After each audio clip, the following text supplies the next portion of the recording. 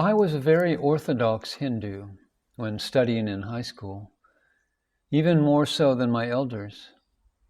Later, when I began my career, I found my personal life in a mess. I could not see any connection between the idea of an all-merciful God and a world filled with grief, flaws, and difficulties. I lost my faith and began to doubt the very existence of God. I had come to a dead end after having experimented with various things in my life. At this stage, a friend of mine, Dikshitulu, took me to Sri Ramana ashramam in 1936 on a casual visit. On the way, he asked me to buy some fruits for Bhagavan, but since I had no faith in swamis, I refused. I also refused to prostrate before Bhagavan until Dikshitulu forced me to do so. On this first visit, I found it insufferable to sit silently among the people who had come to see Bhagavan. From the moment of our arrival, I was pestering my friend to take me away from the ashram.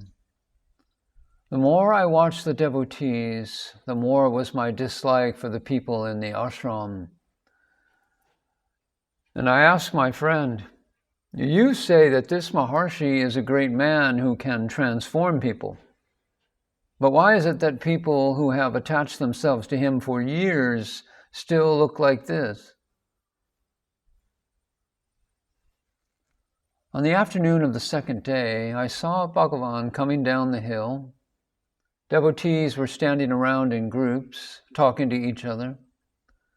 As Bhagavan came near, everyone except for me stepped aside to give him more room. I stayed where I was because I thought there was more than enough space for him. As Bhagavan came near, my friend Dikshitulu pulled me to one side. Bhagavan walked past me and then suddenly stopped. He turned back, looked at me, and gave me a great smile, and then went on his way. At the time, I did not have any particular feeling for him, but when I recollected the incident later, I felt that Bhagavan won my heart in that one brief moment. When the time came for us to return, my friend asked me to go along with him to take leave of Bhagavan. But still I refused, saying, "What relationship is between him and me? Why should I ask for his permission to leave? I do not follow these old traditions." And my friend said, "You were a guest of the ashram for 3 days. Won't you at least show the minimum courtesy and say goodbye to him?" I reluctantly accepted the suggestion and went with him. After Dikshitulu had asked Bhagavan for permission to go, I murmured feebly, "I am also going." Bhagavan looked back at me and smiled. That smile caused an unexpected change in me. I don't really know what happened to me, except that I suddenly felt Bhagavan was saying to me, "If you go away, how can I carry on living here? How lonely I will feel." My feet then refused to move, as I considered the idea of staying a little longer. But when I remembered the people, the hall, and the silence that had offended me so much, I felt I could not stay on. I left the ashram, reached the station, and there ordered hot toast, poached eggs, tea, and cigarettes.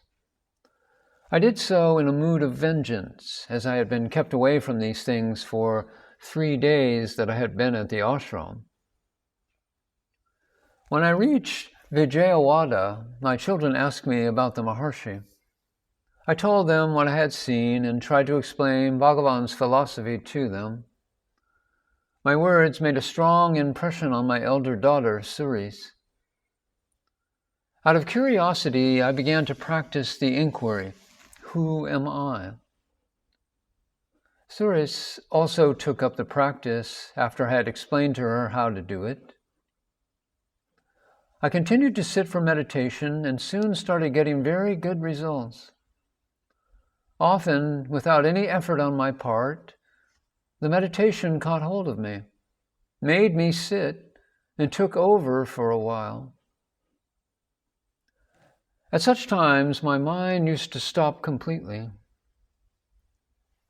When it became clear to me that it was Bhagavan who was causing this improvement, my faith in him increased and spiritual hopes were rekindled. In those days, I did not know that Bhagavan was just giving me a taste of the experience of the self in order to increase my faith in him. I did not have much faith in Bhagavan's philosophy, but I still felt that he was leading me somewhere. My attitude was to let him lead me. My path to Bhagavan was a long and arduous one. Having a strong atheist background, I had to undergo many years of doubts and sufferings before I could generate enough faith to accept implicitly that Bhagavan was guiding me and protecting me all the time. Other luckier devotees had faith right from the beginning of their association with Bhagavan. I remember in particular one devotee who had both faith and the intellectual simplicity that I lacked. He was an old Telugu man living in Gudipati temple, about 300 meters from Sri Ramana ashramam.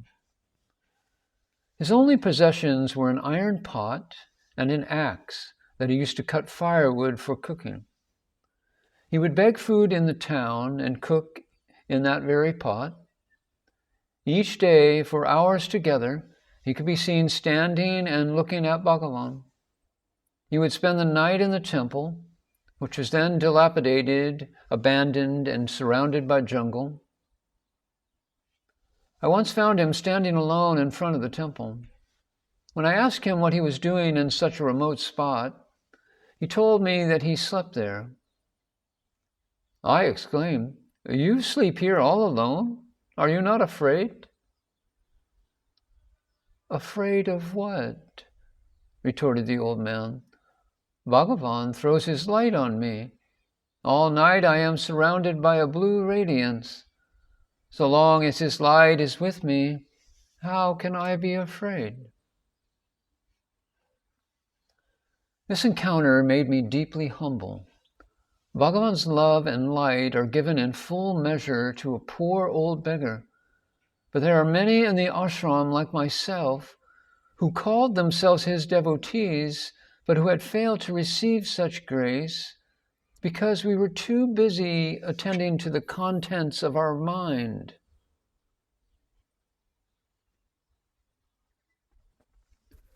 I used to spend a lot of time watching Bhagavan in the hall, taking note of different ways in which he responded to the events that were going on around him. He was always something of an enigma to me. This is not really surprising, since mere devotees cannot comprehend the state of realized souls.